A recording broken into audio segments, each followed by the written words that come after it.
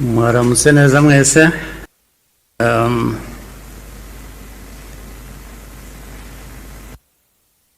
Ngo mpere ku ngingo yo kuvuga ubuhamya Minisitiri Bizimana yatugejejeho. Hari ubundi buhamya burebure burimo amateka akomeye Theoneste namaze kutugezaho. Ibyo twumvise byose bifite aho bishingiye,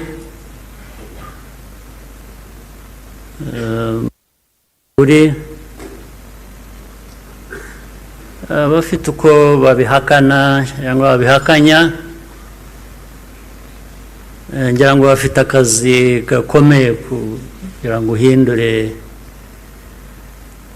amateka nk'ayo y'abantu nk'abandi, uyagire uko ushaka, abo mu gihugu hano byaba hanze, cyane cyane bakunze guhindura aya mateka yacu ku mpamvu zitandukanye.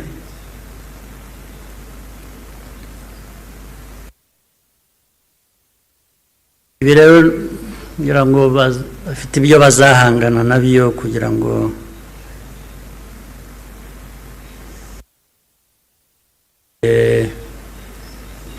amateka nk'aya bayavuga ukundi. Ariko icyo navuga nk'ibyo Theoneste yavuze,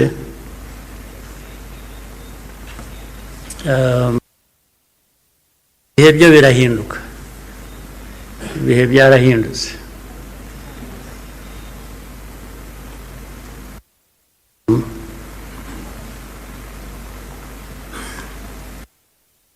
Nta uzongera gupfa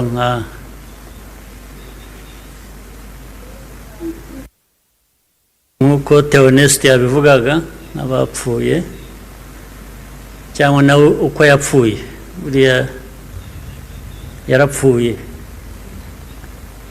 kuba ariho ni nko kuzuka, ariko nta wakongera gupfa kuriya. Impamvu kandi mu zindi nyinshi,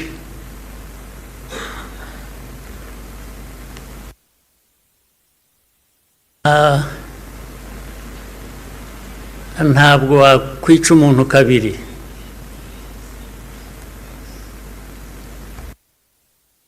Bigerageje azakwica mbere yo kumwica. Ubwo turi aha mutureba, bamwe bajya bashinyagura bavugira hanze. Igihugu cyose, igihugu cy'u Rwanda ureba, ntabwo gishobora gupfa kabiri.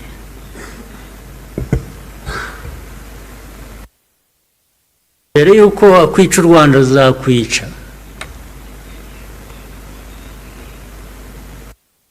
Ntabwo wakwica abantu kabiri, ntibibaho. Tureba aha ntabwo twapfa kabiri.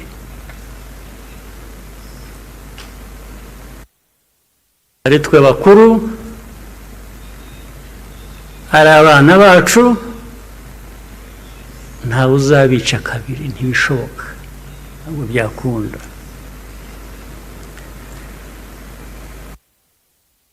Tuzabaho nk'uko abantu bakwiriye kuba babaho, nk'uko abandi abari bose babaho, byanze bikunze, ntawe twabisaba kubaho.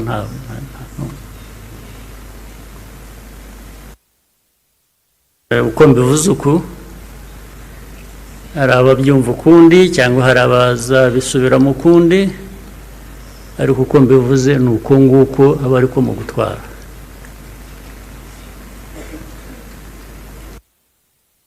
Ndabasaba rero ngo nkomeze ijambo ryanjye mu rurimi abashyitsi bamwe hano bumva batagombye kubasemurira, cyangwa se benshi cyane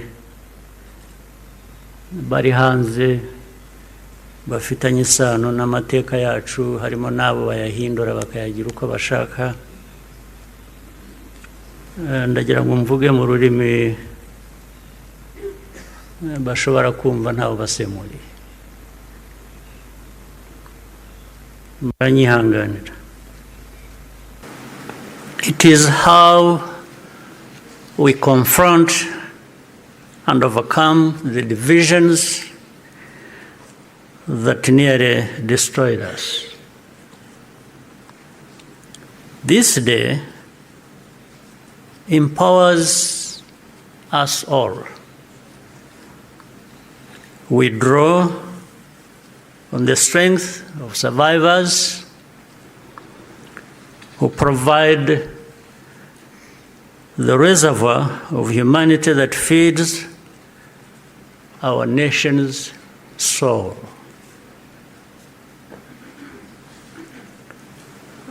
To all survivors, know that you are not alone. We stand with you always. Everything we have achieved was only possible because all Rwandans decided to join hands in a common purpose. We honor the role played by every Rwandan in our country's rebirth. The reality of the genocide is clear for all to see. The ringleaders were convicted in international courts with rigorous evidence. The Gacaca process documented the course of the genocide in every single village and neighborhood in Rwanda. Over 50 million handwritten pages were produced during the 10 years of Gacaca. Right here, where we are standing, 250,000 victims of the genocide are laid to rest.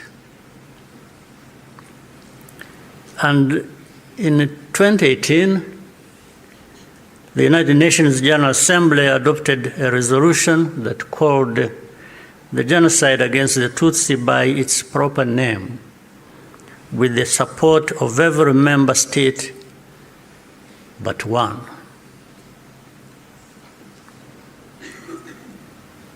The truth is undeniable, and yet we still find people sowing doubt and twisting the facts up to today.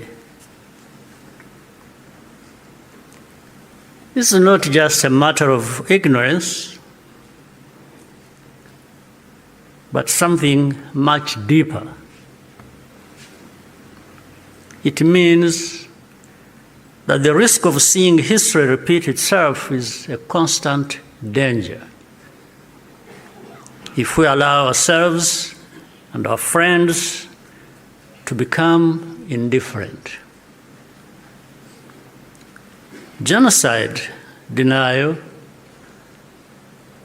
begins long before the genocide itself is committed. There is a pattern of looking away from the warning signs or taking them lightly. Hate speech turns into hate acts, dismissed as expressions of popular discontent. Behavior that should be immediately condemned is rationalized and minimized. The preparations are masked by narratives of popular grievance and fear. In the process, a moral equivalence is created between the targets of the genocide and the planners of it. All of these elements were present in our own story. There are some who pretend that the genocide against the Tutsi was a spontaneous event. That's not true. It was carefully prepared and carried out in plain sight.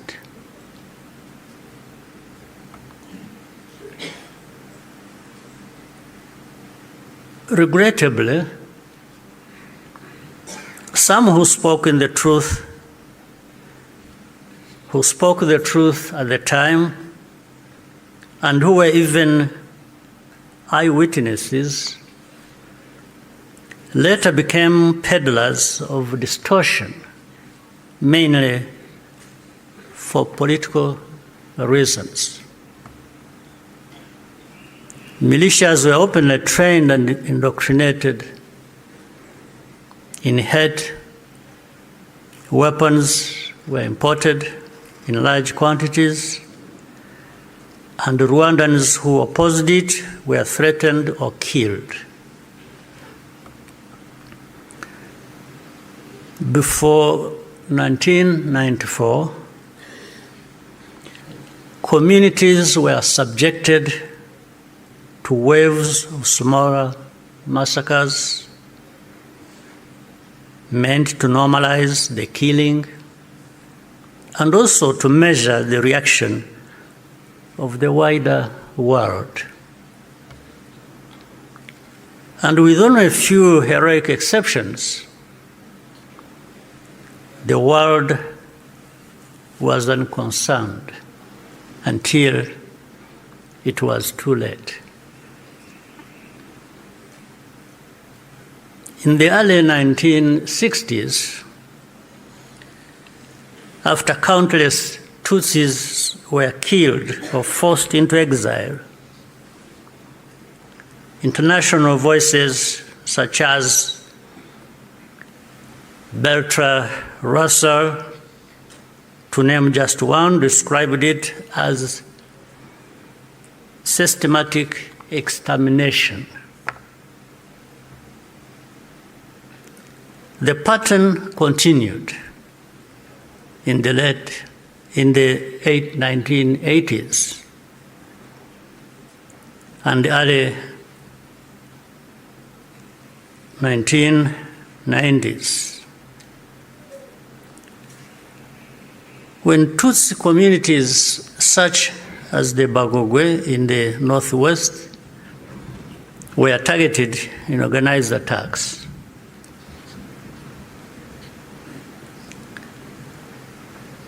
in 1993,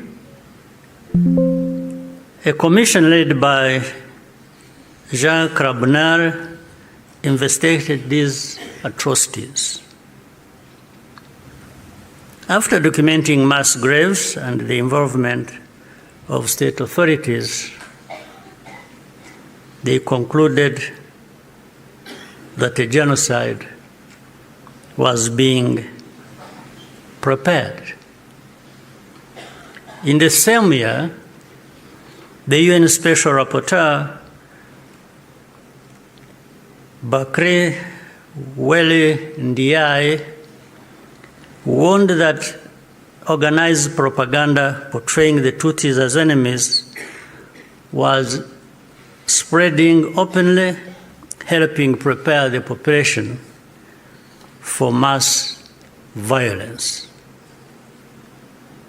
In January 1994, the command of the United Nations mission in Rwanda sent a fax back to headquarters in New York with detailed intelligence that in Interahamwe were stockpiling weapons and compiling lists of Tutsis to be killed. He was then ordered to share the information with the very government which was preparing the genocide and to take no further action. And sadly, the reaction today is no different here in our region. And we can see it right before our eyes. When the genocide began, the nature of the crime was immediately obvious. All Tutsis were targeted because of their identity. Nowhere was safe, including churches and schools.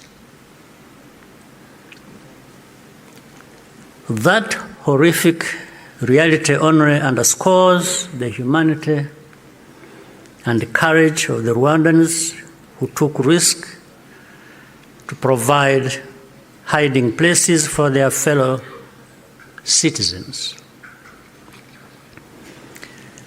The reaction of the international community was to evacuate foreigners and withdraw most peacekeepers.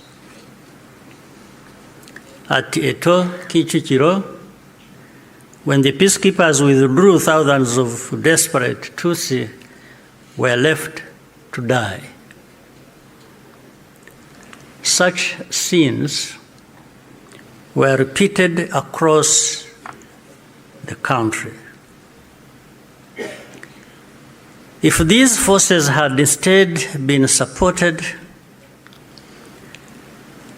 to protect Rwandans, the killers could have been deterred and many people would still be alive. The lives saved by the United Nations peacekeepers who were allowed to remain makes clear how much more could have been done with the political will. Even as the killings accelerated, the language used to describe what was happening itself became a matter of calculation. Genocide is defined in international law precisely to create an obligation to act. To witness such a crime and deliberately refuse to use the term is, in effect, genocide denial, perhaps even a form of aiding and abetting. The technology existed to disrupt the radio broadcasts that directed the killings. The planes capable of jamming those signals were available. Officials even calculated the hourly cost of the mission. In the end, the operation was deemed to be too expensive and potentially also a violation of Rwanda's sovereignty. So the cost was more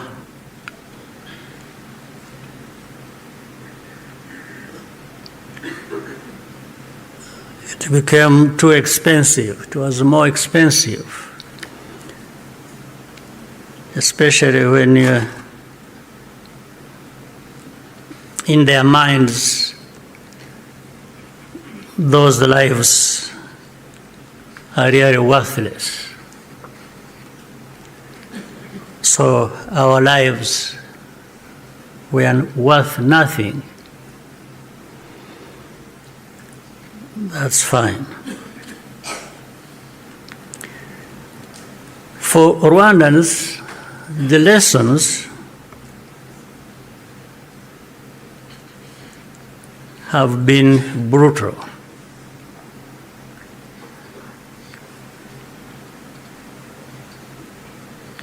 And those lessons have not been forgotten. If our lives do not happen to align with someone else's interests,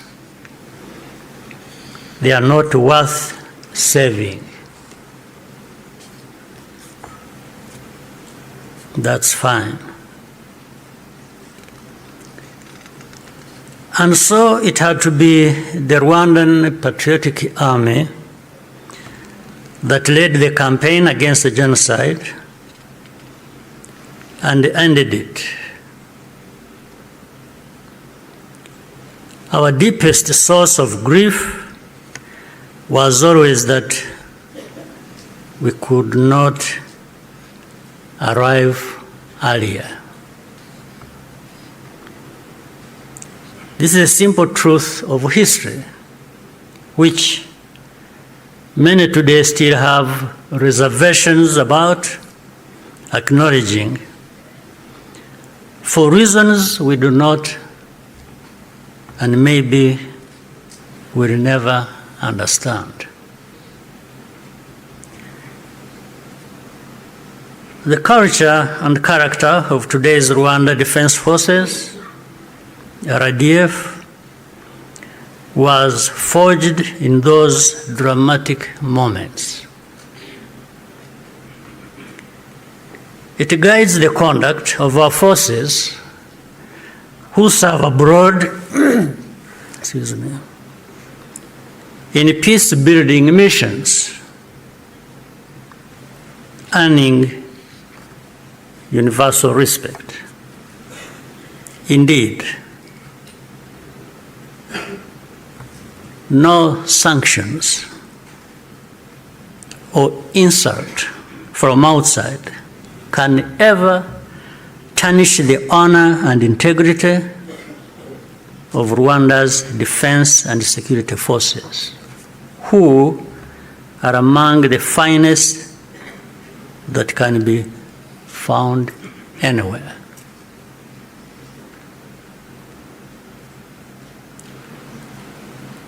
I look forward to raising this matter of sanctions at the highest level to understand the basis for such an injustice.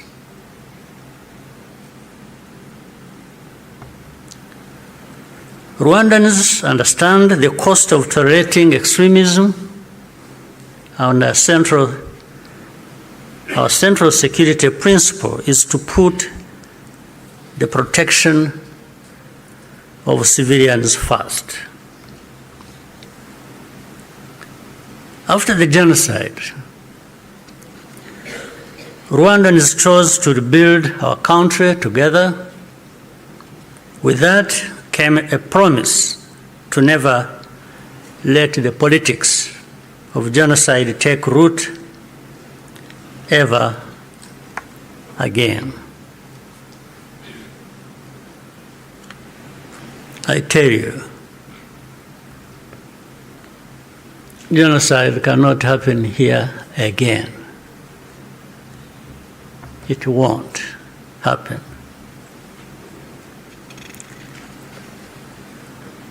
Even with those noises you hear in the region of people gathering from Europe, from wherever, and meeting in Kinshasa and bringing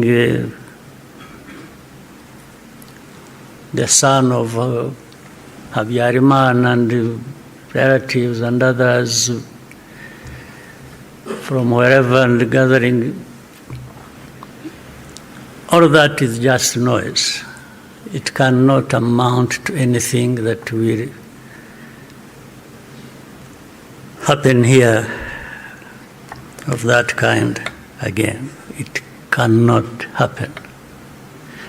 And I'm saying this not just as a person. And I'm just saying it because I know every Rwandan, young and old, is as determined and is saying so, like I'm saying now to you.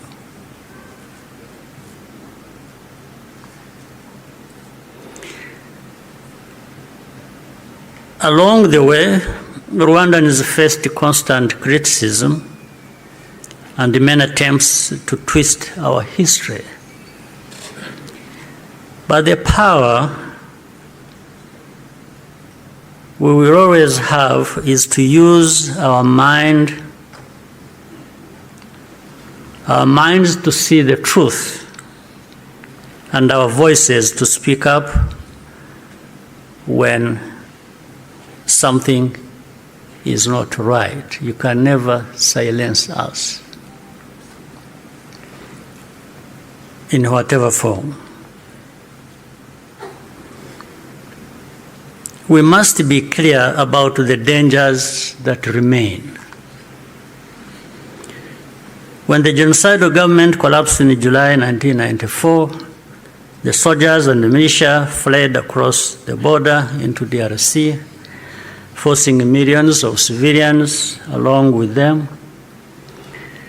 Inside the camps, they organized into what is now known as FDLR and launched a sustained cross-border insurgency against Rwanda, claiming tens of thousands more lives.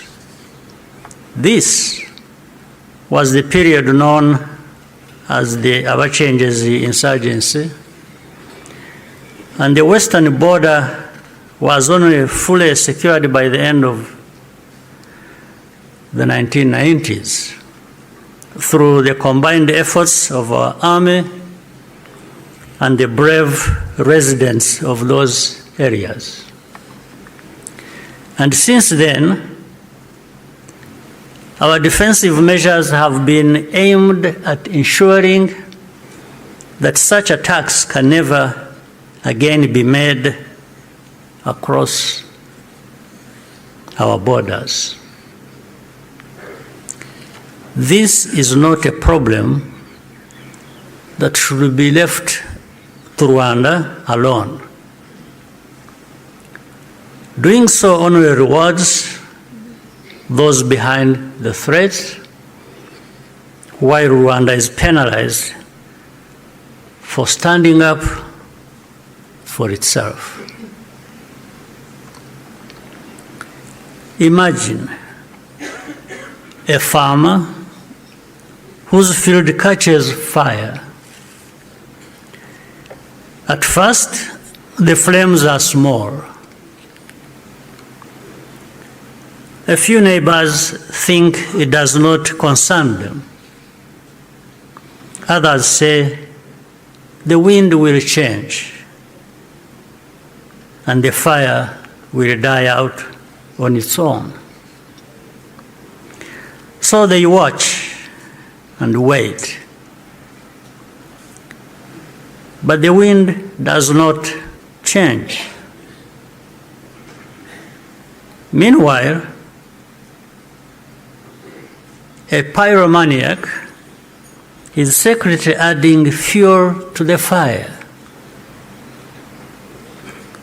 So the fire spreads from one field to another, and then into the forest and the towns and beyond.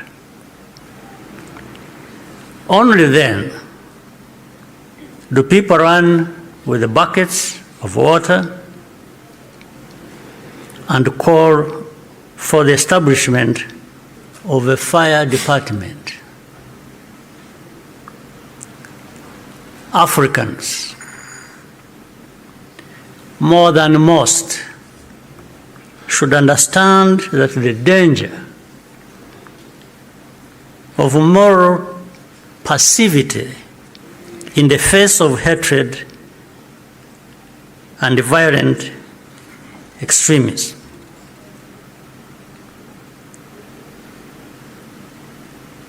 We should understand that danger, especially in the face of hatred and violent extremism. Africans, more than most, we must be reminded by all this history. Today, our continent accounts for the majority of the world's active conflicts. In 1994, Africa's collective institutions also failed to respond.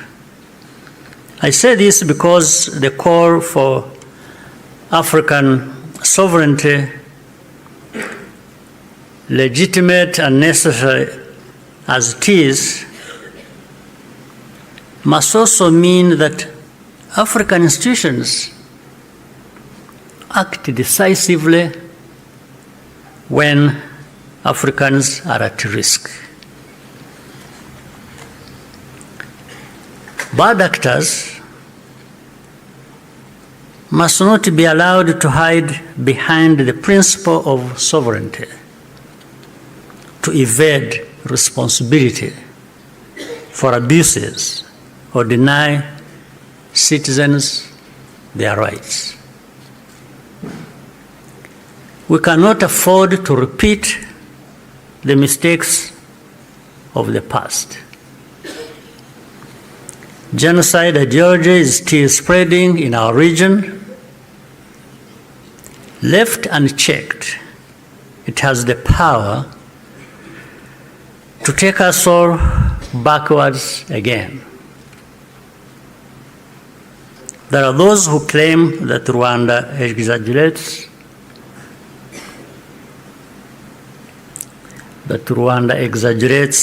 these concerns, or that we have ulterior motives. This is not only false, it exposes the deep cynicism that led to the tragedy we commemorate today. What sustains Rwanda today is the unity of Rwandans and the convictions